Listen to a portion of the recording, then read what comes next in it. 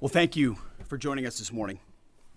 Last night, on President Trump's orders, U.S. Central Command conducted a precision strike in the middle of the night against 3 nuclear facilities in Iran, Fordow, Natanz, and Esfahan, in order to destroy or severely degrade Iran's nuclear program. And as the chairman of the Joint Chiefs will demonstrate, it was an incredible and overwhelming success. The order we received from our commander-in-chief was focused, it was powerful, and it was clear. We devastated the Iranian nuclear program. But it's worth noting the operation did not target Iranian troops or the Iranian people. For the entirety of his time in office, President Trump has consistently stated for over 10 years that Iran must not get a nuclear weapon. Full stop. Thanks to President Trump's bold and visionary leadership and his commitment to peace through strength, Iran's nuclear ambitions have been obliterated.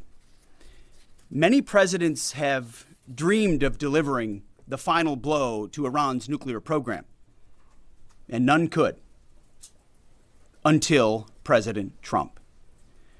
The operation President Trump planned was bold and it was brilliant, showing the world that American deterrence is back. When this president speaks, the world should listen. And the U.S. military, we can back it up. The most powerful military the world has ever known. No other country on planet Earth could have conducted the operation that the chairman is going to outline this morning. Not even close. Just like Soleimani found out in the first term, Iran found out when POTUS says 60 days that he seeks peace and negotiation, he means 60 days of peace and negotiation. Otherwise, that nuclear program, that nuclear capability will not exist. He meant it. This is not the previous administration. The President Trump said no nukes. He seeks peace, and Iran should take that path. He sent out a truth last night saying this: any retaliation by Iran against the United States of America will be met with force far greater than what was witnessed tonight. Signed, the President of the United States, Donald J. Trump. Iran would be smart to heed those words. He's said it before, and he means it. I want to give recognition to the Chairman of the Joint Chiefs of Staff, the Joint Staff, General Eric Kurilla at CENTCOM, who did a phenomenal job, he and his staff, all of CENTCOM. Policy, across the board, this was a joint effort, and across the Pentagon effort. I want to recognize the pilots who flew those bombers, who flew those fighters, who flew those refuelers, warriors. I want to recognize the sailors on those destroyers, in those subs, on those carriers, warriors, all of them. I want to recognize our soldiers doing air defense, base defense, QRF, warriors, all of them. Every American involved in this operation performed flawlessly. And I want to give recognition to our allies in Israel as well. This is a plan that took months and weeks of positioning and preparation so that we could be ready when the President of the United States called. It took a great deal of precision. It involved misdirection and the highest of operational security. Our B-2s went in and out of downtown Tehran, of these nuclear sites, in and out and back without the world knowing at all. In that way, it was historic. A strike that included the longest B-2 Spirit bomber mission since 2001 and the first operational employment of the MOP, a massive ordnance penetrator. The mission demonstrated to the world the level of joint and allied integration that speak to the strength of our alliance and our joint forces. As President Trump has stated, the United States does not seek war, but let me be clear. We will act swiftly and decisively when our people, our partners, or our interests are threatened. Iran should listen to the President of the United States and know that he means it, every word. I want to give congratulations to our Commander-in-Chief. It was an honor to watch him lead last night and throughout, and to our great American warriors on this successful operation. God bless our troops. God bless America.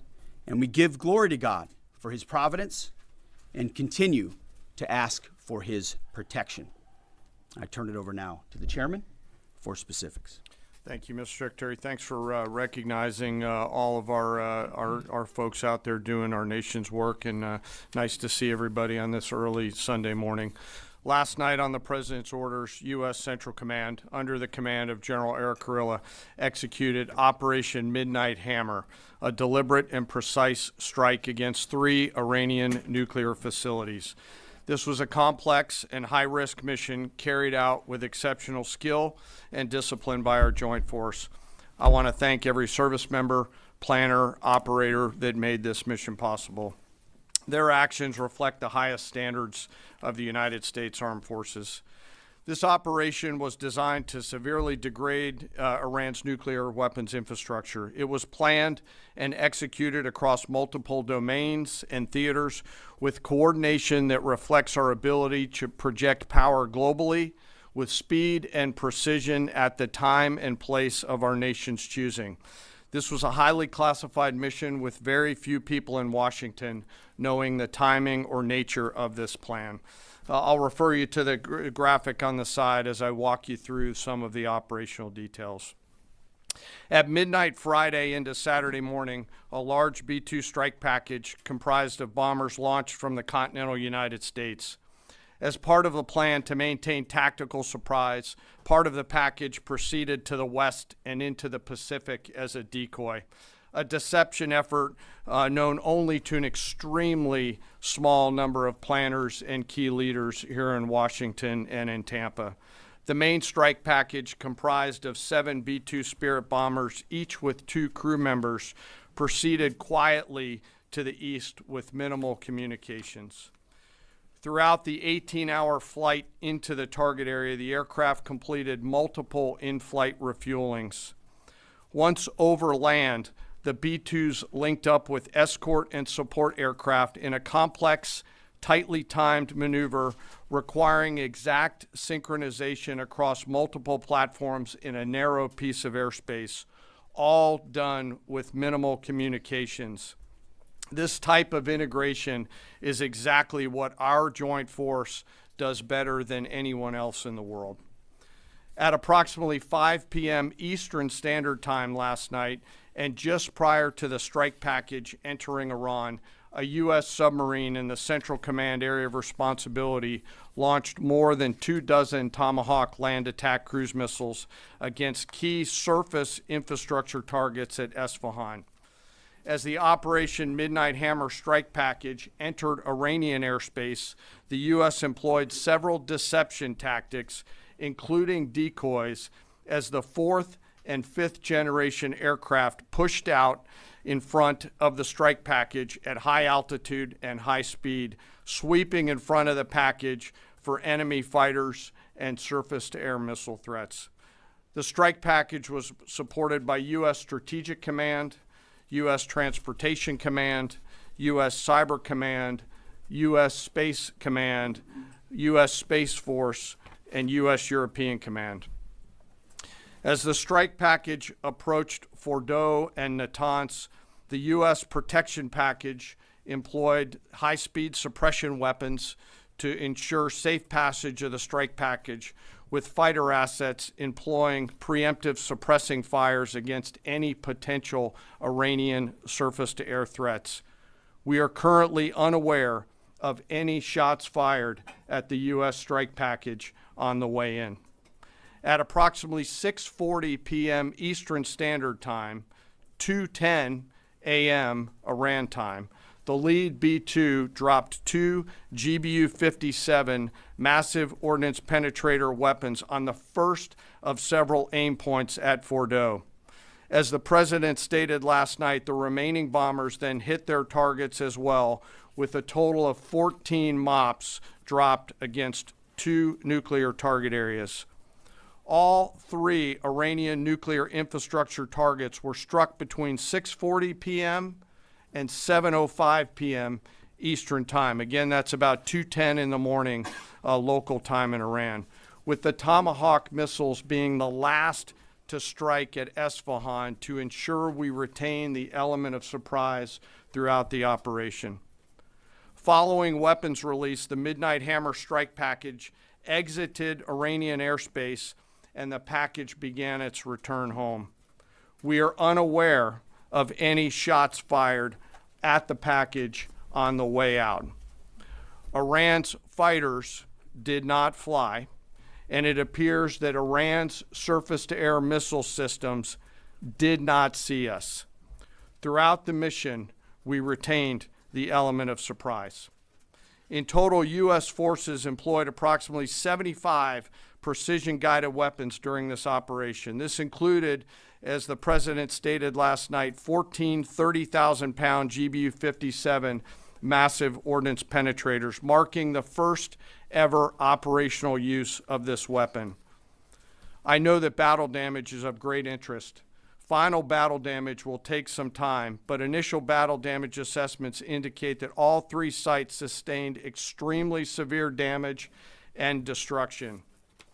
More than 125 U.S. aircraft participated in this mission, including B-2 stealth bombers, multiple flights of 4th and 5th generation fighters, dozens and dozens of air refueling tankers, a guided missile submarine, and a full array of intelligence, surveillance, and reconnaissance aircraft, as well as hundreds of maintenance and operational professionals. As the Secretary said, this was the largest B-2 operational strike in U.S. history and the second longest B-2 mission ever flown, exceeded only by those in the days following 9/11. Well prior to the strike, General Kurilla elevated force protection measures across the region, especially in Iraq, Syria, and the Gulf. Our forces remain on high alert and are fully postured to respond to any Iranian retaliation or proxy attacks, which would be an incredibly poor choice. We will defend ourselves. The safety of our service members and civilians remains our highest priority.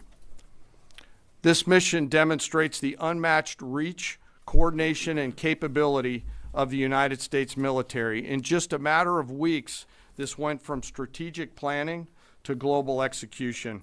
This operation underscores the unmatched capabilities and global reach of the United States military.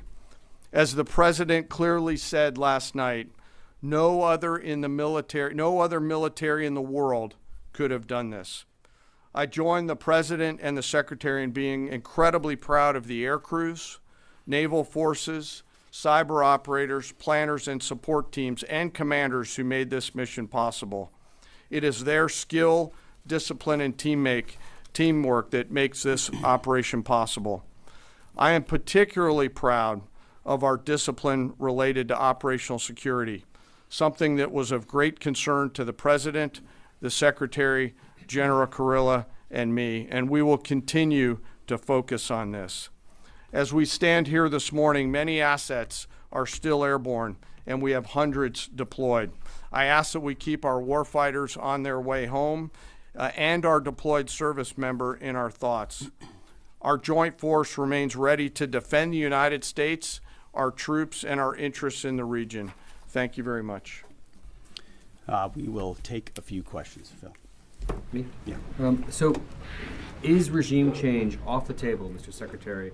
And to the chairman, you said the battle damage assessment is still ongoing, but do you believe that some nuclear capability in Iran remains? This mission was not and has not been about regime change.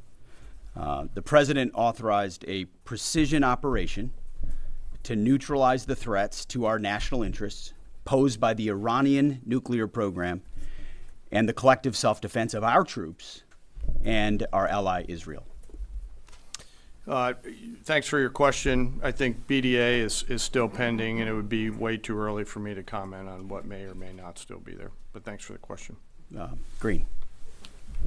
No, behind you.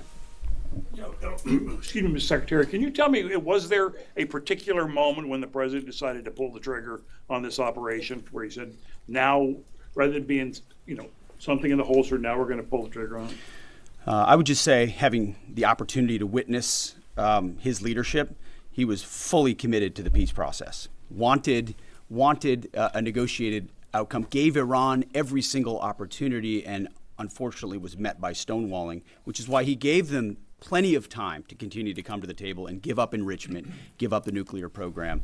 But there was I won't say the particular moment, there was certainly a moment in time where he realized that it had to be a certain action taken in order to minimize the threat to us and our troops. Yeah.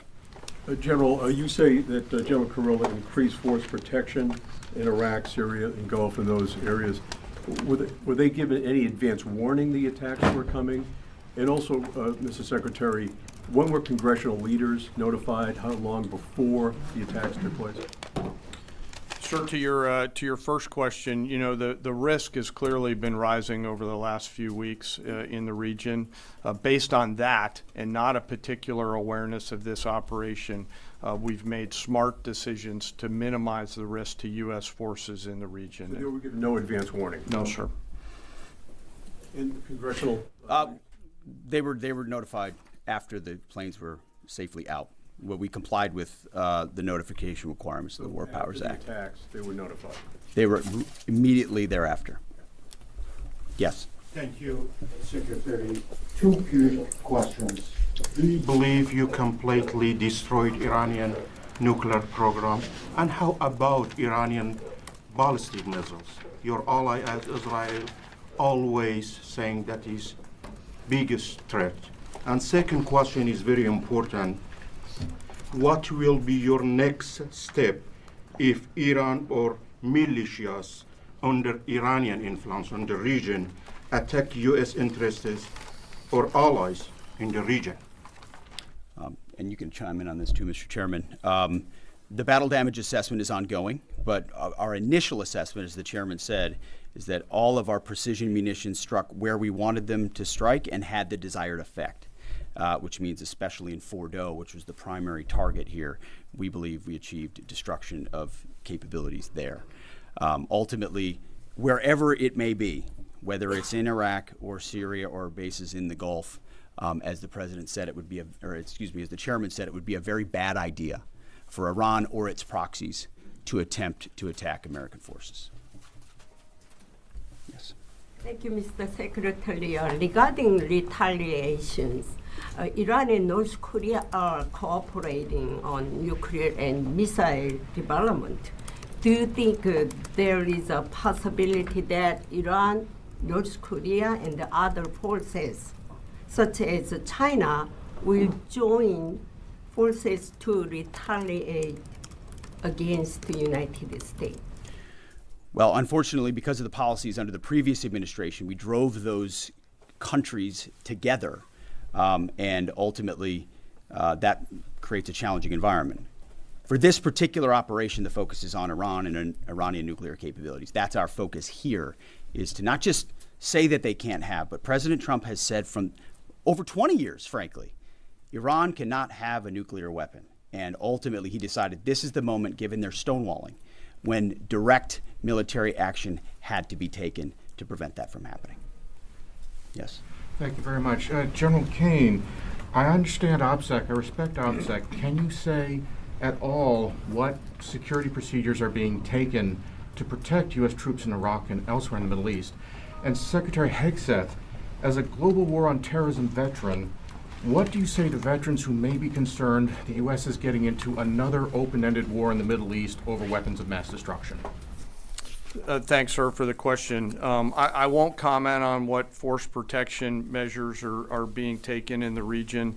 What I will say is we're being proactive and not reactive, and being very thoughtful about ensuring that we do all that we can to protect our forces out there. And I would just say, as the president has directed and made clear, this is most certainly not open-ended. It doesn't mean it limits our ability to respond. We will respond if necessary. The most powerful military in the world is postured and prepared to defend our people. But what the president gave us, as I said, was a focused, powerful, and clear mission on the destruction of Iranian nuclear capabilities. Those were the targets. That's what was struck. That's what was overwhelming. That's what was overwhelming. That's what the Iranian regime needs to understand, as the president put out last night.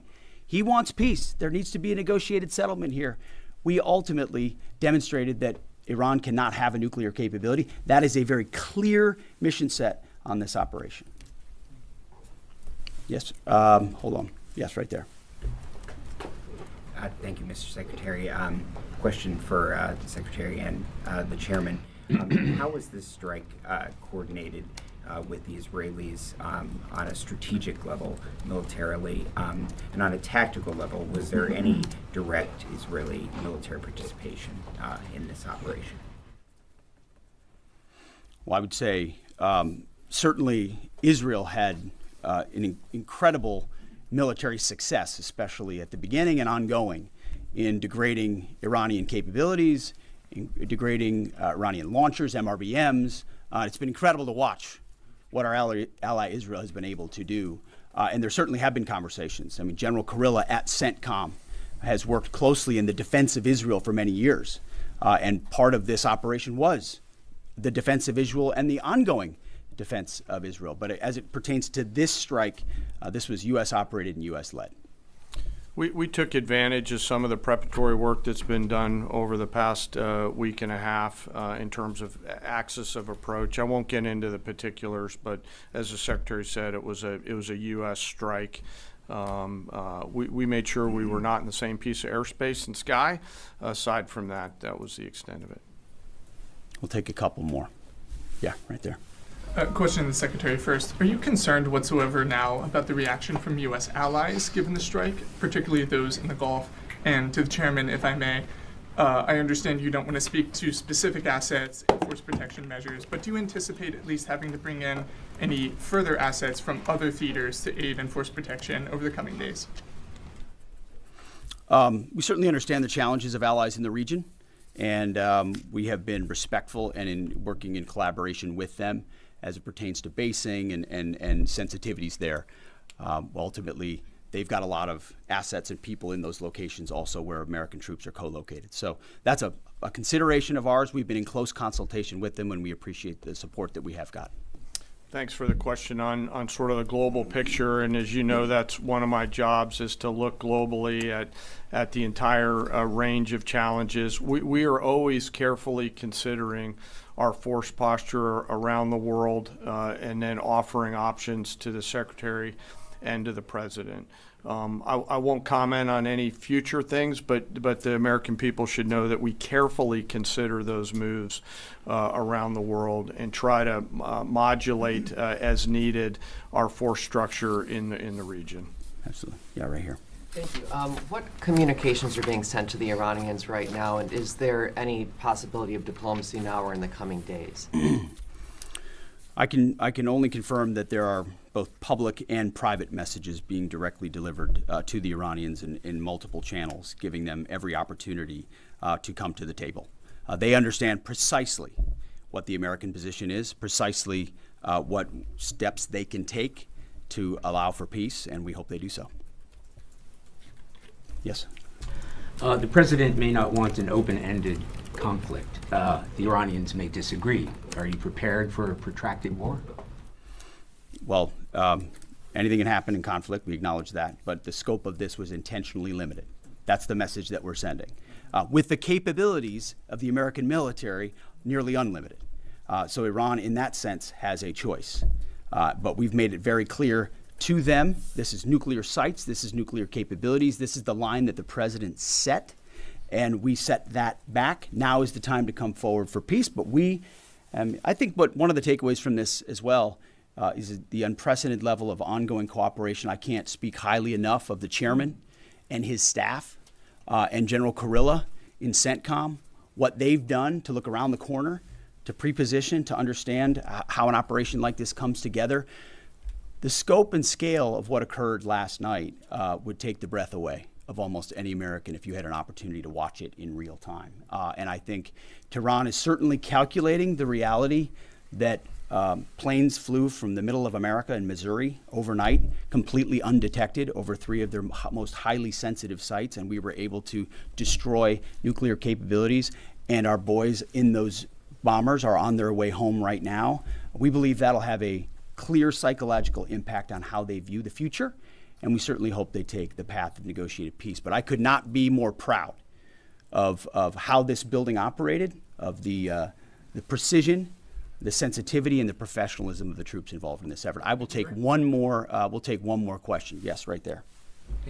Thank you, Mr. Secretary. Concerning the justification for these strikes, in March, the Office of the Director of National Intelligence released their threat assessment, concluding, quote, Iran is not building a nuclear weapon, and Caine has not authorized the nuclear programs he suspended in 2003, unquote. So what new intelligence does the U.S. have since then that the Iranians have changed their position on nuclear weapons? And does this new intelligence come from U.S. sources and methods, or are we getting this information from other countries? Well, I would just simply say that the president's made it very clear. He's looked at all of this, all of the intelligence, all of the information, and come to the conclusion that the Iranian nuclear program is a threat, and was willing to take this precision operation to neutralize that threat in order to advance American national interests, reduce the Iranian nuclear program, and obviously collective self-defense of ourselves and our allies. So he looked at all of it, understood the nature of the threat, and took bold action I think the American people would expect in a commander-in-chief. That's all we've got. Thank you very much. Appreciate it, Mr. Chairman. Thank you. Mr. Chairman, do you have any of the WC-135s up to check the radioactive material in the atmosphere?